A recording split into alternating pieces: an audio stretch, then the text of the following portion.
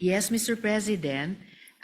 May pangangailangan po para dito sa Philippine Geriatric Center at ang pangunahing tinatayuan po ng Department of Health para dito ay dahil wala pang stand-alone na specialty center at regional centers kaugnay nito para sa ating Filipino geriatrics.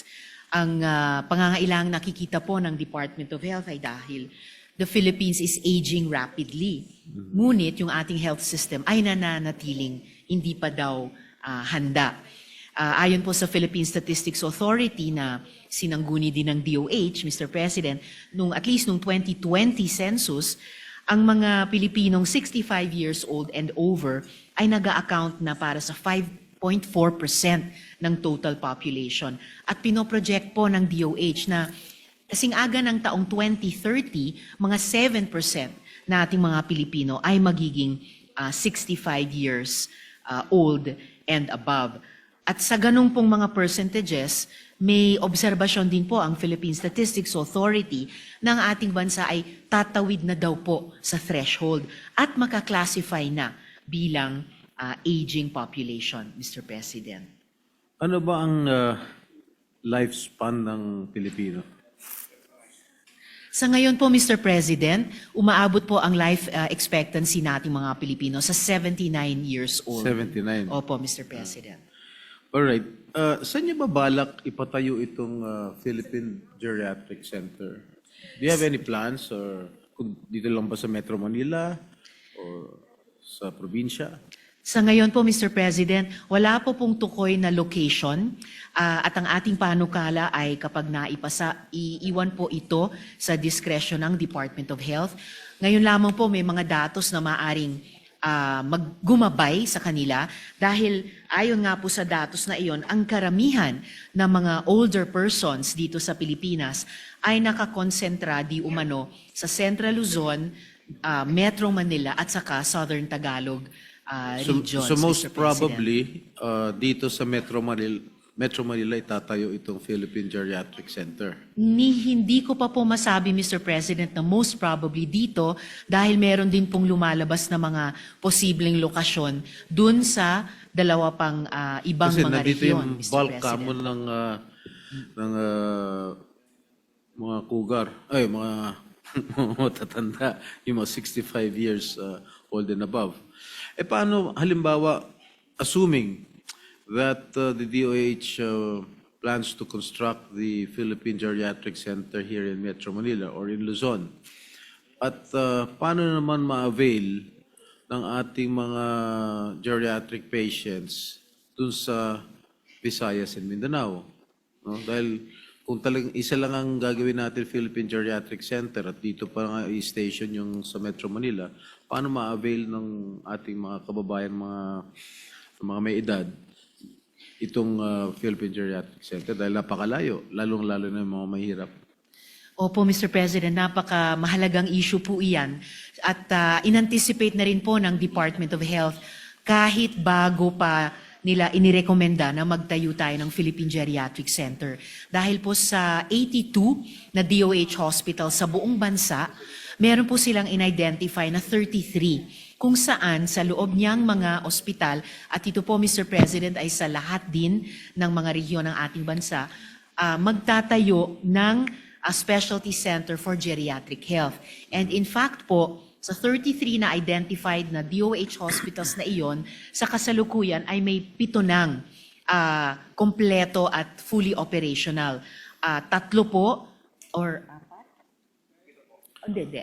Sa 7 yun, 4 po ay nandito na, 3 po ay nasa Luzon, 3 pa ay nasa Visayas, at 1 ay nasa Mindanao, na mga kompleto at fully functioning na mga specialty centers for geriatric health sa mga DOH hospitals. At yung natitira pa dun sa 33 total na DOH hospitals na magkakaroon nitong mga centers for geriatric care sa loob nila ay balak makumpleto din at maging fully functioning na ng DOH sa taong 2028. At bukod pa po doon, Mr. President, mayroon pong mga 2,000 higit na mga primary care facilities na mayroong ding kapasidad mag-extend ng geriatric care services muli po sa buong bansa po natin, Mr. President. Ibig sabihin, bago pa maitayo yung Philippine Geriatric Center sa loob ng ilang pang mga taon na susunod, ay nakatayo na at itatayo pa yung mga centers of geriatric care dun po sa primary care facilities at dun din po sa DOH hospitals sa buong bansa, Mr. President. Salamat, Ginoong Pangulo. Pwede ho malaman, Ginoong Pangulo, kung ano itong mga, para sa kalaman ng ating publiko, ano itong mga hospital na nabanggit nyo na nagka-cater na para sa mga geriatric patients?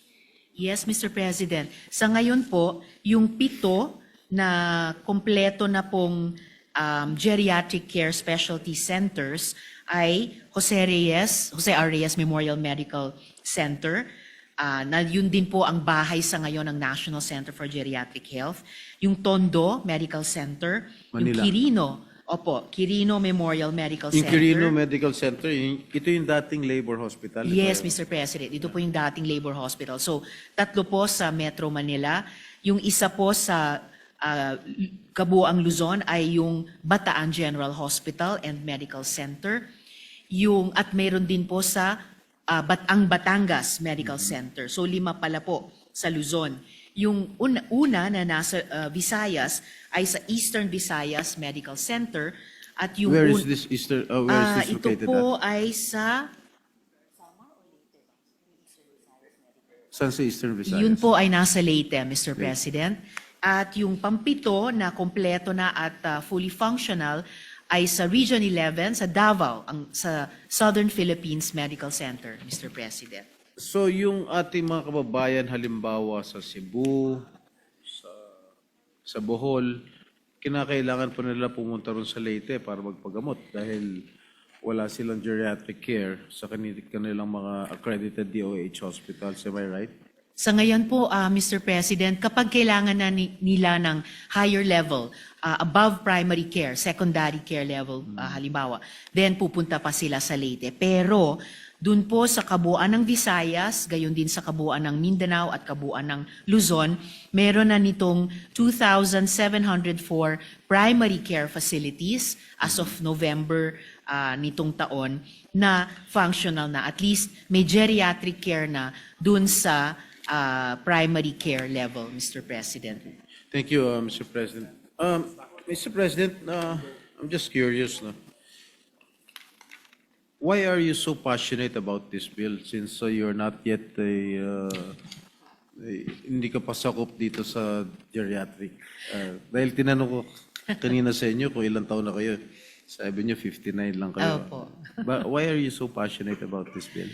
Well, siguro Mr. President, bagamat magiging senior pa lang ako sa susunod na taon at hindi pa nga awa ng Diyos, knock on wood, wala pang geriatric health concerns. Pero sino ba naman po sa atin ang walang lolo't lola, mami at daddy, at lahat po tayo ay sa bawat araw tumatanda, balang araw tatanda rin. At nakikita po natin, tayo bilang mga mambabatas, nakikita po natin kung paano nag-evolve yung ating kabuang populasyon. So, kaya po ako passionate dito, at mukhang hindi lamang ako dahil 13 po tayong mga miyembro nitong kapulungan na may akda nitong Philippine Geriatric Center bills, kabilang na po ang good gentleman mula sa San Juan, dahil gusto po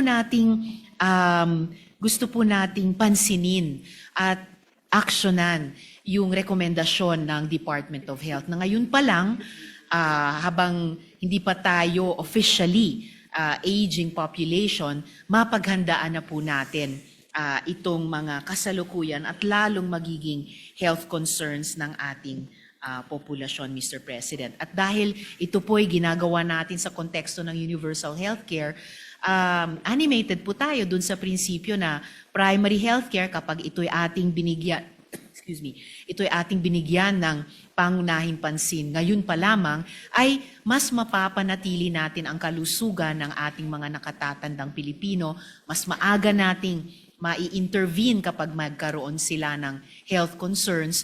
At economically speaking din, Mr. President, mas makatitipid din po tayo sa kabuoang health expenditures ng ating gobyerno sa ganitong pagbibigay priority po sa primary health care. So doon sa healthcare, mga Mr. nabanggit President. niyo pong ospital dito sa Metro Manila, sa Eastern Visayas, saka sa Mindanao, kumusta naman yung kanilang marami ba yung mga pasyente na nagpapatingin doon sa ating mga ospital?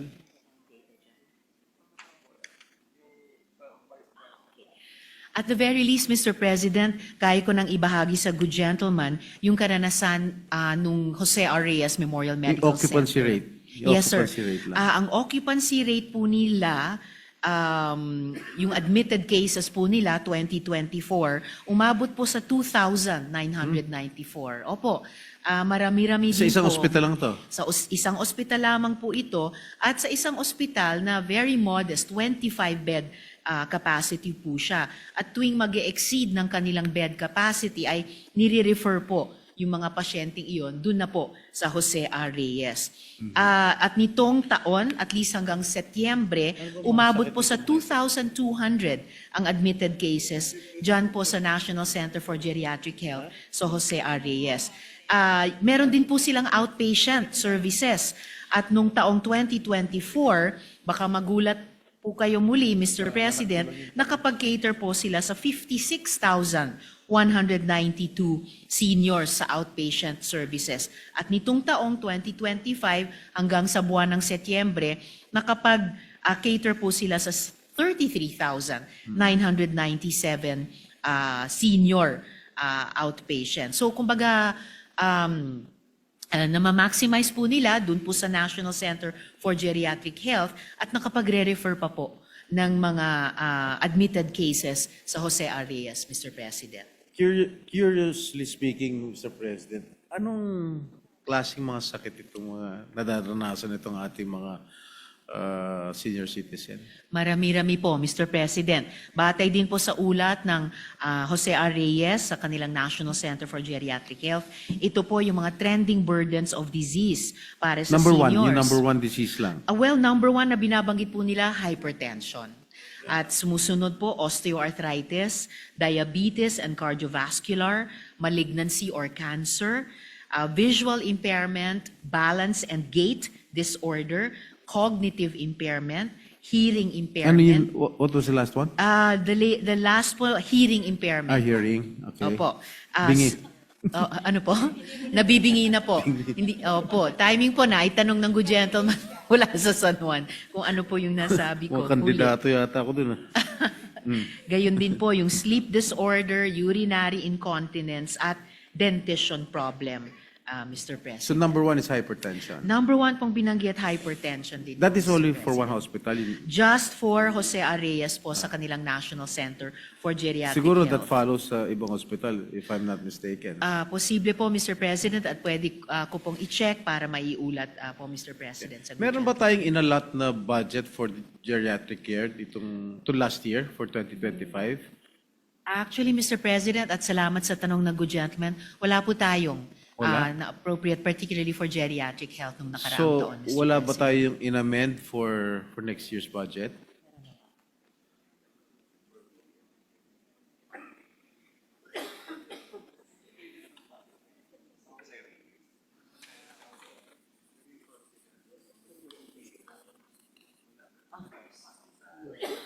Yes.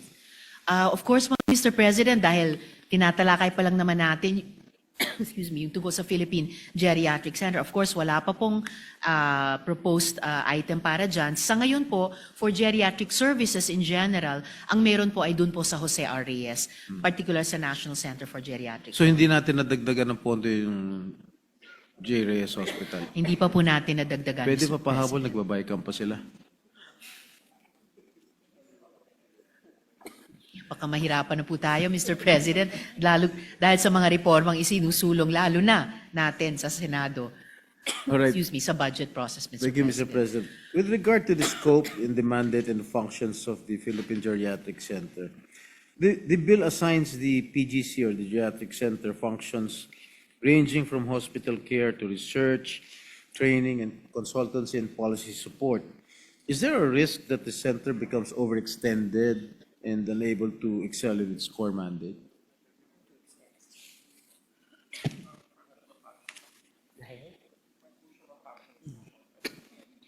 Wala naman pong pinangangambahan, Mr. President, na risk of overextension ng Philippine Geriatric Center dahil yung pinaka, in a way, highest functions na gusto nating ma-fulfill ng ating kabuang universal healthcare system para sa mga geriatrics ay dun nga po mahahouse sa PGC and may complementarity dun po sa ibang mga DOH hospitals at sa mga primary care facilities na mag-extend din ng appropriate geriatric care services at their levels, Mr. President. Is there such a doctor, yung geriatric doctor? Meron bang? Yes, Mr. President, mayroon pong tinatawag na geriatrician.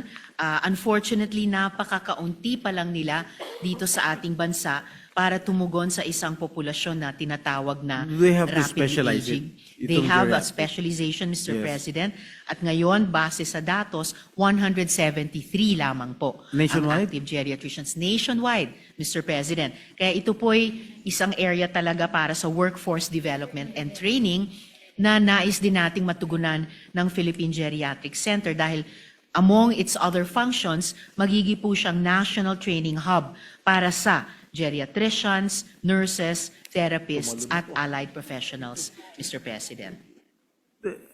How does the sponsor propose to ensure adequate staffing without draining existing public hospitals? Kasi given the shortage of geriatric doctors, dahil sabi nyo 173 lang, how do you ensure adequate staffing without draining existing public hospitals?